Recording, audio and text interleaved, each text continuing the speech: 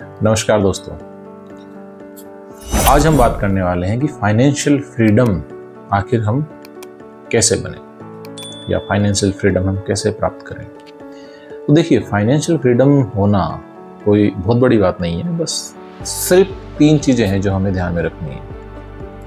कुल मिलाकर 3 स्टेप हैं जो हमें इसके लिए करना है। तो वो क्या क्या है उस पर हम बात करेंगे। तो देखिए, सबसे पहले एक चीज़ हमेशा ध्यान रखिए कि आप हैं, आपका परिवार है और आप बिजनेस कर रहे होंगे, जॉब कर रहे होंगे। तो सबसे पहले हमें ध्यान रखना है कि हमारा ज़्यादातर पैसा जो होता है वो एकदम से खर्च हो जाता है। आखिर ऐसी कौन सी चीज़ है इसमें एकदम से पैसा खर्च हो सकता है, वो क्या है? तो वो है, अगर परिवार में या आप खुद हैं या परिवार में कोई है, अगर वो अचानक से बीमार हो जाते हैं या क्रिटिकली कुछ कोई इलनेस हो जाए तो एकदम से कई लाखों रुपए उसमें खर्च हो जाते हैं। और ऐसा तो हो नहीं सकता कि कभी कोई बीमार ही नहीं पड़ेगा या आप हम कभी बीमार ही नहीं हुए, ऐसा नहीं होता। कभी ना कभी हम बीमार होते ही हैं, तबीयत खराब होती है, कभी छोटी मोटी प्रॉब्लम होती है, कभी ज़्यादा प्रॉब्लम हो जाती है।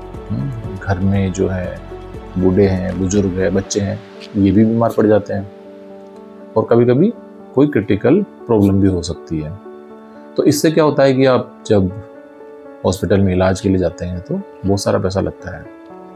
इवन आप अच्छे इलाज के लिए प्राइवेट में जाएंगे तो भी पैसा बहुत सारा लगता है, और गवर्नमेंट में भी जाते हैं तो भी बहुत सारी चीज़ों के लिए पैसा खर्च करना ही पड़ता है। तो सबसे पहले तो ये जो पैसा एकदम से खर्च होता है, इसे कैसे रोका जाए, क्योंकि ये चीज़ ऐसे ही जो होना ही है, आज नहीं तो कल होना है। तो इसे कैसे बचें, इसे कैसे रोकें? तो देखिए, बीमार नहीं होंगे कभी भी, इसके लिए तो ऐसा कोई सोल्यूशन नहीं है। कभी भी कुछ भी हो सकता है, कोई दुर्घटना ना घट जाए, ये भी हमारे हाथ की बात नहीं। कभी भी कुछ भी हो सकता है, कोई एक्सीडेंट हो गया, कोई फ्रैक्चर हो गया, ये सब भी ऐसा है जिसमें बहुत पैसा खर्च होता है। तो इसके लिए सबसे पहले इम्पोर्टेंट है कि क्या हमने अपने लिए, अपने परिवार के लिए हेल्थ इंश्योरेंस ले रखा है क्या? जी हाँ, हेल्थ इंश्योरेंस सबसे पहले हमें ज़रूरी है लेना।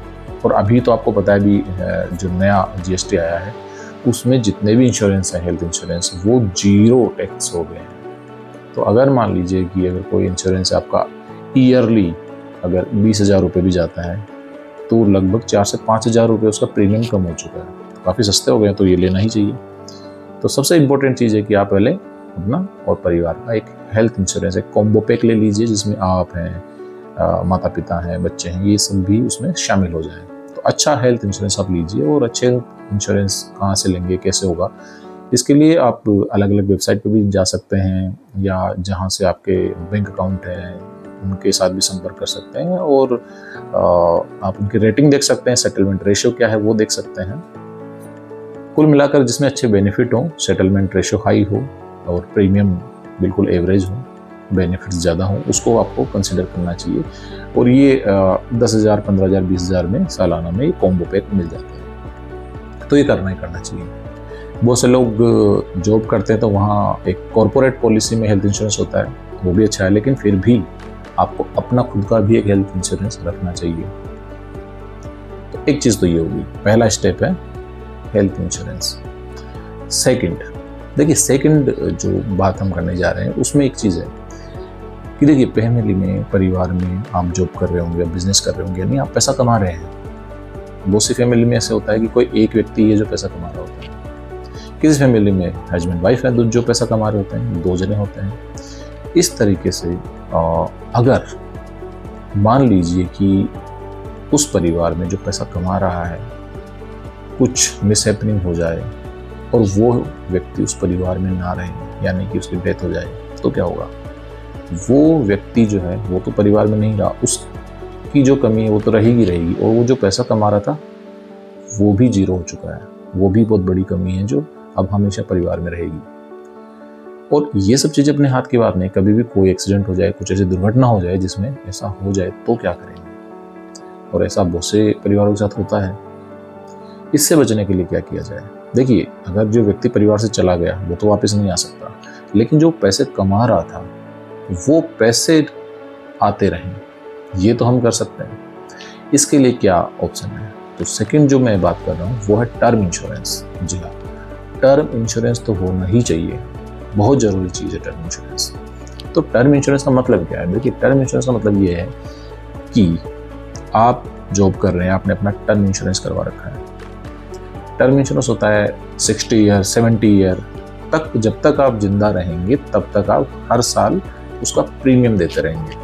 और प्रीमियम बहुत कम आता है उसका, साल का 8,000, एक साल का 10,000, या और भी उसमें अगर बेनिफिट एक्स्ट्रा ऐड नहीं करेंगे तो वो सस्ता हो जाता है। मैंने खुद ने 2018 में टर्म इंश्योरेंस लिया था और वो 14,000 उसका ईयरली प्रीमियम जाता है। वो एज के अकॉर्डिंग भी, अगर आपकी एज ज़्यादा होंगी तो धीरे धीरे प्रीमियम आपका ज़्यादा ही जाएगा, लेकिन अगर टर्म इंश्योरेंस आप कम एज में ले लेते हैं तो वो उतना ही प्रीमियम में आपका हमेशा रहने वाला है। अगर आप 50 साल के होने के बाद टर्म इंश्योरेंस लेंगे तो उसका प्रीमियम 30-40 हज़ार रुपये सालाना जाएगा। अगर आप 25 साल की उम्र में टर्म इंश्योरेंस लेंगे तो उसका जो प्रीमियम है वो 5,000, 8,000, 10,000 में हो जाएगा, और जब तक आप 60 साल के नहीं होंगे तब तक यही प्रीमियम चलेगा। ठीक है। दूसरा, उसमें 2-3 ऑप्शन होते हैं। एक तो ये है कि जब प्रीमियम जब हम जमा करा रहे होते हैं तो हमें ये देखना पड़ता है कि हमारा टर्म इंश्योरेंस कितने करोड़ का है। 1 करोड़ का है तो अगर डेथ हो जाती है इस पूरे पीरियड में 60 साल के बीच में तो 1 करोड़ रुपए आपकी फैमिली को मिलेगा। 2 करोड़ का टर्म इंश्योरेंस ले लिया तो 2 करोड़ रुपए मिलेंगे। तो इसका मतलब क्या होता है? देखिए, 1-2 करोड़ से कम ये तो है कि वो जो परिवार है वो सर्वाइव कर सकता है उस व्यक्ति के बिना। नहीं तो अगर ये नहीं होगा तो इतना पैसा तो कभी मिलेगा नहीं, तो फिर कैसे काम चलेगा? महंगाई तो बढ़नी है, खर्चे तो चलने हैं, तो पैसा नहीं होगा तो कैसे काम चलेगा? इसलिए टर्म इंश्योरेंस होना चाहिए। और अगर वो व्यक्ति कुछ नहीं होता है और 60 साल तक वो रहता है ज़िंदगी भर परिवार में, तब तो कोई दिक्कत ही नहीं है, तब तो वो पैसा ऑलरेडी कमा ही रहा होगा, अच्छा सपोर्ट कर रहा होगा परिवार को। तो इसमें 2 चीज़ें होती, एक होता है कि विदाउट रिटर्न, मतलब कि आप अगर 60 साल तक का आपने टर्म इंश्योरेंस करवाया है और 60 साल तक आपको कुछ नहीं हुआ तो वो पैसा नहीं मिलेगा। ठीक है। तो जैसे गाड़ियों का इंश्योरेंस होता है वैसे ही है वो, एक तरह से आपने अपना इंश्योरेंस कर लिया, कुछ नहीं हुआ तो कुछ नहीं मिला, अगर कुछ हो गया तो पैसा मिल गया।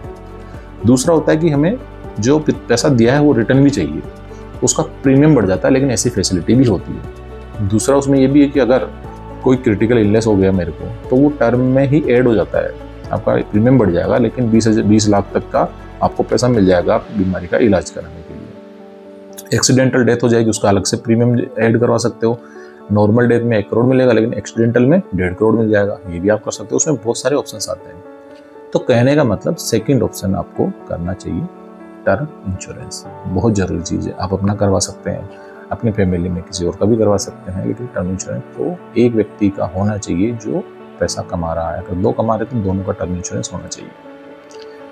तीसरी चीज़ है कि आपके पास हेल्थ इंश्योरेंस है। अब आपको चिंता नहीं है, अगर कोई बीमार हो गया है, बीमारी में पैसा लगना है, तो अब वो आपकी जेब से नहीं जाएगा, वो कंपनी के थ्रू पे हो जाएगा। कैशलेस हॉस्पिटल में आपका फ्री इलाज होगा। ठीक है। सेकंड, अब आपको ये डर नहीं है कि अगर कल को कुछ हो गया तो फिर परिवार का क्या होगा। परिवार के पास पैसे रहेंगे तो वो सर्वाइव कर सकता है। आपकी कमी पूरी नहीं हो सकती, लेकिन पैसों की कमी तो पूरी हो जाएगी। अब तीसरी चीज़ है जो बहुत नॉर्मल बात है कि परिवार में कोई बीमार भी नहीं हो रहा है, छोटी मोटी बीमारी हो रही है, कोई इशू नहीं है, कोई डेथ भी नहीं है, आराम से हम काम कर रहे हैं, जॉब कर रहे हैं, बिजनेस कर रहे हैं। तो महंगाई के अकॉर्डिंग आने वाले टाइम में आपके पास कितना पैसा होना चाहिए? इतना पैसा होना चाहिए कि अगर कोई सिचुएशन ऐसी आए क्रिटिकल तो भी आप आराम से सर्वाइव कर पाएँ, आपका परिवार सर्वाइव कर पाए। बच्चे बड़े होंगे, उनके एजुकेशन में पैसा अच्छा लगना चाहिए। बच्चे बड़े होते हैं, शादियों में पैसा खर्च होता है, बच्चे जॉब करते हैं, उसमें पैसा खर्च होता है, और बाकी चीज़ों में खर्च होता है। तो ये ज़िंदगी भर खर्च होना ही होना है। तो क्या हम या तो फिर हम इतना पैसा कमा लें, इतना पैसा हम कमा रहे होंगे जॉब से, सैलरी से, बिजनेस से, कि हमें ज़रूरत ही नहीं कुछ करने की। लेकिन बहुत सारे लोग, मतलब बहुत बड़ा परसेंटेज ऐसा है जो जितना पैसा हमें चाहिए उससे बहुत कम हम पैसा कमा रहे होते हैं। अगर मान लीजिए किसी परिवार का खर्च है 50,000 रुपये महीना, तो वहाँ पर व्यक्ति को 2 लाख रुपये महीना कमाना पड़ेगा, तब जाके वो आगे तक, भविष्य तक आराम से सर्वाइव कर लेगा। लेकिन अगर 50,000 रुपये खर्चा है और हम सिर्फ 60,000 कमा रहे हैं, 70,000 कमा रहे हैं, 1 लाख भी कमा रहे हैं, उससे काम नहीं चलने वाला। उसमें आप इतना पैसा अपना वेल्थ क्रिएट नहीं कर सकते जिसमें आप कोई भी चीज़, कुछ भी चीज़ जाके कर सके। मुझे मकान लेना है, ले सकते, मुझे प्लॉट लेना है, ले सके, मुझे ये करना है, कर सकता हूँ, मुझे बहुत अच्छे कॉलेज में बच्चों का एडमिशन कराना, बहुत अच्छे स्कूल में पढ़ाना, ये कर सकते। ये सब में सोचना नहीं पड़े आपको, इतना पैसा आप कैसे एक जगह ला सकते हैं, अपना वेल्थ इतना बड़ा कैसे बना सकते हैं। तो थर्ड ऑप्शन यही है कि इन्वेस्टमेंट आपको करना पड़ेगा। आप जो पैसा कमा रहे हैं उसमें आप थोड़ा थोड़ा पैसा बचाएं और सही जगह इन्वेस्टमेंट करें। यहाँ पे सबसे बड़ी गड़बड़ी है कि अभी इन्वेस्टमेंट के नाम पे हमें बहुत अवेयरनेस नहीं है। कोई LIC में इंश्योरेंस करवा रहा है, उसी को इन्वेस्टमेंट मान के बैठा है, 20-20 साल तक इन्वेस्ट कर रहे हैं और सोच रहे हैं मेरा पैसा जमा हो रहा है। वो इन्वेस्टमेंट के लिए नहीं है, वो आपका इंश्योरेंस है। तो टर्म इंश्योरेंस भी नहीं है, उसमें बस कुछ पैसा आपको मिल जाता है 20 साल बाद में। तो वो सही डायरेक्शन नहीं है। आपको देखना पड़ेगा कि मुझे किस तरह का इंश्योरेंस ले रखा है। वो इंश्योरेंस बहुत अलग चीज़ है, इन्वेस्टमेंट के लिए पैसा जमा कराना अलग चीज़ है। कोई FD करवाते हैं, कोई RD करवाते हैं। FD और RD जो है वो हमको देता है 6%, 5%, 7% सालाना रिटर्न। उसमें आप इतना पैसा कभी नहीं बना सकते। अगर आप मान लीजिए 1 लाख रुपए भी जमा करा रहे हैं तो आपके 1 लाख के 2 लाख होने में 7 से 8 साल लग जाते हैं। ठीक है, तो 2 के 4 लाख होने में कितना टाइम लगेगा, 4 के 8 लाख होने में कितने साल लगेंगे? लगभग 30-40 साल तक आपका पैसा 1 लाख का 4 लाख भी नहीं हो पाएगा, 5 लाख भी नहीं हो पाएगा। तो ये भी बहुत अच्छा आइडिया नहीं है। इन्वेस्टमेंट आप कर रहे हैं, अच्छी बात है, लेकिन ऐसी जगह इन्वेस्टमेंट करना चाहिए जहाँ सिक्योर हो, गवर्नमेंट के कंट्रोल में हो वो पूरी पॉलिसी और रिटर्न अच्छा मिले। तो मैं हमेशा बात करता हूँ इन्वेस्टमेंट को लेके कि जो मुझे पर्सनली लगता है, जो मेरे एक्सपीरियंस पिछले 10 साल का रहा, मैंने 10 साल में बहुत सारी चीज़ें की, LIC की, RD, FD सब किया, लेकिन म्यूचुअल फंड ऐसा है जिसका कोई तोड़ नहीं है अभी तक। म्यूचुअल फंड में जो रिटर्न आ रहा है उतना रिटर्न किसी में भी नहीं आता है। और म्यूचुअल फंड सिक्योर भी है। कैसे सिक्योर है? क्योंकि गवर्नमेंट खुद इसको बढ़ावा देती है। आप जब इनकम टैक्स की रिटर्न फाइल करते हैं, वहाँ पे LIC की रिसिप्ट लगती है ना। क्यों लगती है LIC की रिसिप्ट? क्योंकि जेन्युइन चीज़ है LIC। ऐसे ही वहाँ पे लिखा रहता है कि अगर आपने म्यूचुअल फंड का टैक्स सेवर प्लान ले रखा है तो म्यूचुअल फंड की रिसिप्ट लगाइए और टैक्स में छूट लीजिए। तो फिर म्यूचुअल फंड में टैक्स छूट क्यों मिलती है ATC में जब इनकम टैक्स फाइल करते हैं? क्योंकि ये भी जेन्युइन है और रेगुलेट है सेबी की तरफ से। गवर्नमेंट इसको रेगुलेट करते है, इसको कंट्रोल में रखती है, इसीलिए इसमें कोई फ्रॉड नहीं होता है। हाँ, बस इसमें ये चीज़ होती है कि आप कम टाइम के लिए लगाएंगे तो आपका रिटर्न कम ज़्यादा हो सकता है।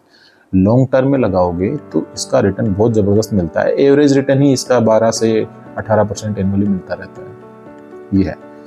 तो म्यूचुअल फंड की जानकारी अगर आपको चाहिए तो आप कमेंट में मुझे कुछ क्वेश्चंस शेयर कर सकते हैं, कोई क्वेरी हो बताइए। और मेरे पुराने वीडियो हैं उनमें भी मैंने कुछ चीज़ें बताई है जिसको आप देख सकते हैं। आने वाले टाइम में भी म्यूचुअल फंड पे बहुत डिटेलिंग हम आगे बात करेंगे। वीडियोज़ की जो सीरीज आएंगी म्यूचुअल फंड को लेकर, उसमें हम बहुत सारी बात करेंगे। और अगर आप तीनों चीज़ें कर रखी है, अगर आपने हेल्थ इंश्योरेंस ले रखा है, टर्म इंश्योरेंस ले रखा है और कुछ पैसा आप म्यूचुअल फंड में इन्वेस्ट करते हैं, तो ये मान लीजिए कि आप बहुत ही परफेक्ट तरीके से फाइनेंशियली फ्रीडम की तरफ जा रहे हैं। और जो अभी जॉब करना शुरू किए हैं, जिन्होंने अभी इनकम आना जिनके पास शुरू हुई है, उन्हें तो डेफिनेटली तीनों चीज़ें करनी चाहिए। ये है। और सबसे बड़ी बात है कि म्यूचुअल फंड में ऐसा नहीं है कि आपको बहुत सारे पैसे एक साथ लगाने हैं। नहीं, आपके पास 500 रुपये हैं, उससे भी स्टार्ट कर सकते हैं, 1000 रुपये से भी स्टार्ट कर सकते हैं। और लॉक इन की समस्या नहीं है। जैसे FD आपने करा दिया, RD करा दिया, तो आप 5 साल पहले पैसा निकालेंगे तो वो पेनल्टी लग जाती है। LIC आपने कराया 20 साल के लिए, 20 साल पहले अगर पैसा निकाल रहे हो तो उसमें भी पेनल्टी लगती है ना। 20-30% रुपया उसमें कट जाता है आपका। रिटर्न तो दूर की बात है, जो दिया वो भी नहीं आ पाता कई बार। म्यूचुअल फंड में ऐसा नहीं है। म्यूचुअल फंड में अगर आप पैसा डाल रहे हैं तो आप उस पैसे को जब निकालना चाहें तो निकाल सकते हैं। SIP को बढ़ाना चाहे बढ़ा सकते हैं। आपको लगता है कि मैंने 5000 की मंथली SIP कर ली, लेकिन मैं 5000 रुपये जमा नहीं करा सकता, मैं तो 2000 ही करूँगा, आप 3000 रुपये की SIP को स्टॉप कर सकते हैं। जब चाहे जब आप पैसे को विड्रॉ कर सकते हैं, जब चाहे जब आप उस पैसे को वापस डाल सकते हैं। लमसम अगर आपके पास आ गया एक मुश्त पैसा, वो डाल सकते हो। SIP को बढ़ाना है बढ़ा सकते हो। सारी चीज़ें आप कर सकते हो, कोई इसकी टाइम लिमिट नहीं है।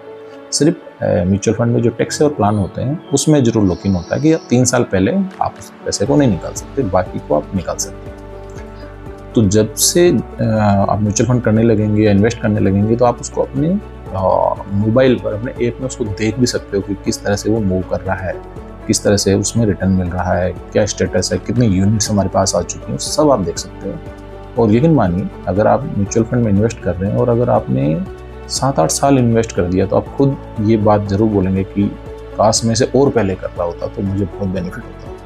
ये हर म्यूचुअल फंड इन्वेस्टर को फील होता है जब वो इन्वेस्टमेंट करता है और उसको 5-7 साल हो जाते हैं, क्योंकि तब समझ में आता है कि यार हम पहले करते तो कितना बढ़िया होता, अगर हम आज के 15 साल पहले करते तो कितना अच्छा होता, 20 साल पहले करते तो कितना अच्छा होता। ये डेफिनेटली ये फील होता है और होगा भी। क्यों? क्योंकि आपका वेल्थ ही इस तरह से बढ़ रहा होगा उस टाइम पे। मैंने 2015 में इन्वेस्टमेंट शुरू किया था म्यूचुअल फंड में और कंटिन्यू मैं डिसिप्लिन के साथ इन्वेस्ट कर रहा हूँ। तो मुझे ये फील होता है कल हमेशा कि 2015 से पहले अगर कर रहा होता तो मेरा वेल्थ और बेहतर होता।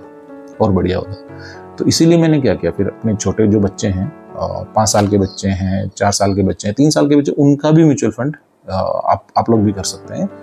माइनर अकाउंट खुलवा के म्यूचुअल फंड छोटे छोटे बच्चों का कर सकते हैं। वो बच्चे जब हमारी एज में आएंगे तो सोचो उनका वेल्थ कितना होगा, वो फाइनेंशियली फ्री रहेंगे और वो बेटर डिसीजन ले सकते हैं। पैसों की कमी की वजह से वो सही डायरेक्शन में उनकी स्किल, उनका इंटरेस्ट के अकॉर्डिंग जॉब या बिजनेस चुनना जो है वो कई बार ब्रेकर के रूप में आ जाता है कि यार हमारे पास उतना पैसा नहीं है कि हम ये करना चाहते हैं, हमारा इंटरेस्ट है ये करने का लेकिन हम नहीं कर सकते क्योंकि पैसा नहीं है। ये बाउंड्रीज नहीं होंगी उन बच्चों के पास, उनके पास पैसा होगा, सिर्फ आइडिया की बात है। अगर आइडिया है, इंटरेस्ट है, स्किल है तो वो हर चीज़ कर सकते हैं क्योंकि पैसा सपोर्ट में रहेगा उनके पास, क्योंकि उन्होंने बहुत पहले म्यूचुअल फंड कर दिया था। तो डेफिनेटली आई होप कि आपको इस वीडियो से कुछ आइडियाज़ मिले होंगे, कुछ चीज़ें आप कर रहे होंगे, कुछ चीज़ें आप और करने की कोशिश करेंगे। और कोई भी सवाल है, कोई भी क्वेरी है, डेफिनेटली आप शेयर कीजिएगा। आगे और हम बात करेंगे नेक्स्ट वीडियो में। तब तक के लिए थैंक यू।